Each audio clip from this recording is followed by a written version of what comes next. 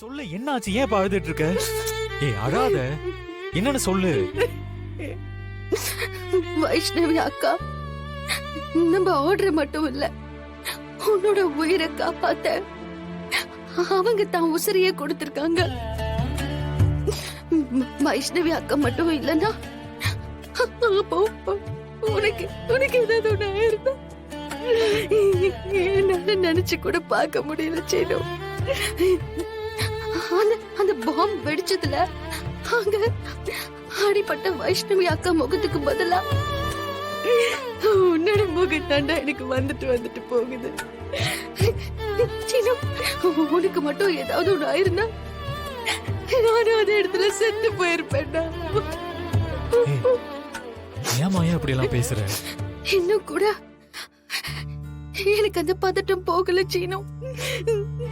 பாரு, என் உடம்பெல்லாம் இன்னும் கூட நடுங்குது. ஒண்ணு இல்ல மாயா, அந்த பாம்பு வெடிச்சதை நேர்ல பார்த்து நமக்கு தெரிஞ்சவங்க அதுல அடிபட்டு அவங்களோட முகத்தை பார்த்ததுனால ஏற்படுற ஒரு படபடப்பு. இங்க பாரு, அதுல இருந்து வெளியில வராம உனக்குள்ள இருக்கிற பயம் போகவே போகாது மாயா. ஆமா சீனு, நீ சொல்றது சரிதான். பாம்பு வெடிச்சதும் வைஷ்ணவி அக்கா இறந்து போனதும் தான் திரும்ப திரும்ப என் தலைக்குள்ள ஓடிக்கிட்டே இருக்கு. இதுக்கு நடுவுல அந்த இடத்துல நீதானே இருந்திருக்கணும். நானும் வைஷ்ணவி அக்காவும் கொஞ்சம் லேட்டா வந்திருந்தா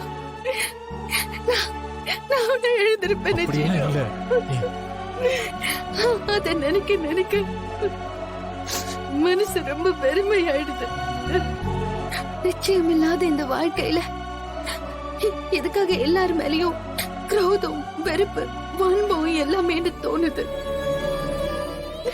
இது ஏன் அந்த பூனை மாதிரி ஆளுங்களுக்கு புரிய மாட்டேங்குது சீனு? மாயா, எல்லாரையும் ஆண்டவன் ஒரே மாதிரி படைச்சிருந்தாலும் அவங்களோட சந்தர்ப்பமும் சூழ்நிலையும் அவங்கள மாத்தி விட்டுரும் மாயா. இங்க பாரு, நம்ம யாருக்கும் எந்த கெடுதலும் செய்யல. நம்ம வாழ்க்கையில சின்ன சின்ன கஷ்டங்கள் வரலாம், ஆனா இந்த மாதிரி பெரிய சோகங்களோ அப்புறம் வருத்தங்களோ வராது. அந்த வைஷ்ணவி அக்கா என்ன பண்ணாங்க? அந்த நல்ல ஒரு ஆத்மாவுக்கு எதுக்காகடா இப்படி ஒரு நிலைமை? நீ யோசிச்சு பாரு, மகாபாரதத்துல கர்ணன் மட்டும் என்ன தப்பு பண்ணாரு? யாருக்கு என்ன கெடுதல் செஞ்சாரு? எல்லாருக்கும் வாரி வாரி எடுத்து கொடுத்தாரு.